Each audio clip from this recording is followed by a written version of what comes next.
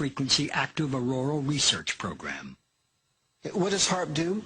HAARP is a large antenna where we beam radio frequency energy up into the upper atmosphere, and we create on a small scale what the sun normally does. The assignment came that the Navy and the Air Force were to manage the program. Applications discussed in the patents included destroying missiles. Communications, control, and disruption were included. There were some other ideas both to possibly modify weather and finally to lift a portion of the upper atmosphere further out into space where hopefully it would be able to deflect missile trajectories. In 1983, I did radio tomography with 30 watts, looking for oil in the ground. I found 26 oil wells over a 9-state area, and 100% of the time was accurate with just 30 watts of power beaming straight into solid rock. HAARP uses 1 billion watts beamed straight into the ionosphere for experiments. Picture these strings on the piano as layers of the earth. Each one has its own frequency. What we used to do is beam radio waves into the ground, and it would vibrate any strings that were present in the ground. We might get a sound back like, and we'd say, that's natural gas. We might get a sound back like, and we'd say, that's crude oil. We were able to identify each frequency. We accomplished this with just 30 watts of radio power. If you do this with 2 billion watts, the vibrations are so violent that the entire piano would shake. In fact, the whole house would shake. In fact, the vibrations could be so severe underground that could even cause an earthquake. Earthquake, earthquake, earthquake,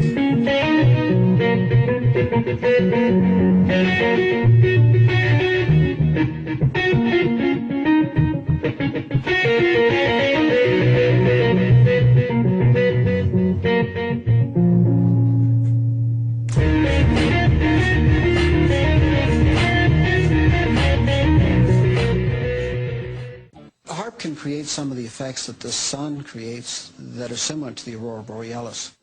HAARP can paint designs in the sky, if you will. You know, it can take the beam and move it in any pattern that the scientist who's doing the experiment might want to do.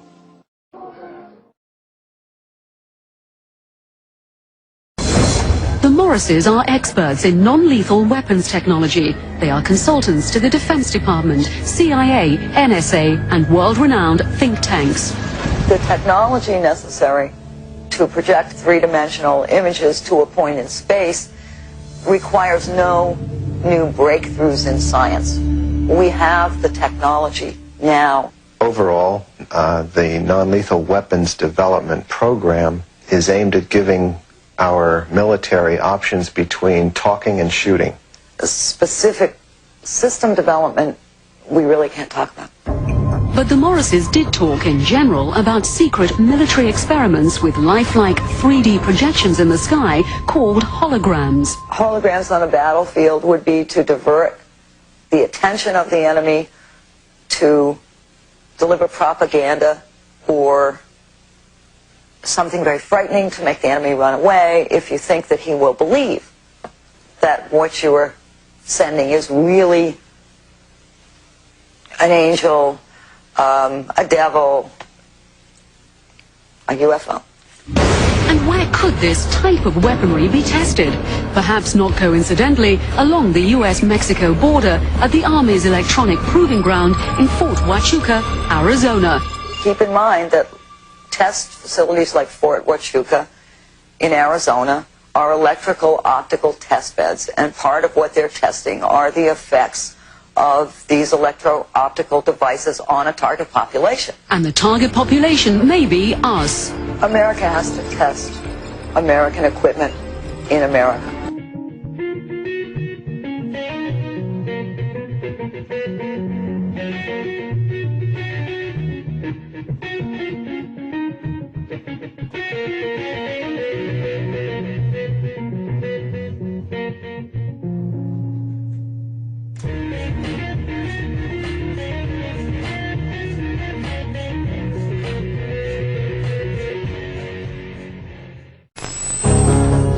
The ultimate weapon in the info war would be so secret, so invisible, so undetectable, you would never know your mind was under attack.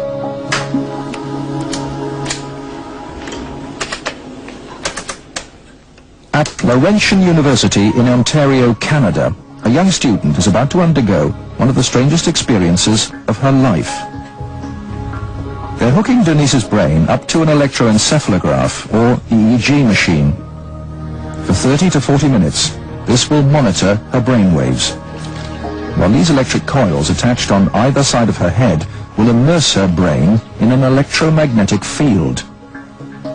Her brain actually completes the circuit between the two coils. The field pulsing through her brain is less powerful than one given off by a digital clock radio, but acutely controlled and focused at specific parts of the brain, it will open Denise's mind to outside suggestion by this man. What I do is switch to see its right or left hemisphere. Use your frontal temporal. Dr. Michael Persinger is a professor of psychology and neuroscience. He is designing ways to put the power of mind control to good use. Dr. Persinger's research focuses on brain trauma, and he uses carefully controlled doses of electromagnetic radiation to induce relaxation and alleviate pain. So what Sandra did was to initiate a opiate-releasing pattern. That's a burst-firing field that is stimulated once every 4 seconds. And that produces relaxation and a very pleasant sensation. Similarly, using the appropriate field, we can induce fear and apprehension, but clearly that would be unethical in that setting. Dr. Persinger's tests suggest that carefully programmed electromagnetic frequencies can tap into individual brains and influence people's emotions. The cognitive processes of the human brain are really quite simple. And if you understand how they work, you can make entire populations think and decide the manner in which you wish. Many experts are skeptical of such an Orwellian scenario, but Persinger thinks the implications are chillingly real. Suppose you generate a field that produces fear, fundamental fear, in large numbers of people. And then, over the television, more traditional way, as you say, the reason we're having this fear is because of this particular group. And now you start to move the population believing in a direction that you wish. To influence 250 million people, the equivalent of the entire population of the United States, may not be that difficult. According to Dr. Persinger, we already have the technology, satellites and television and radio transmitters.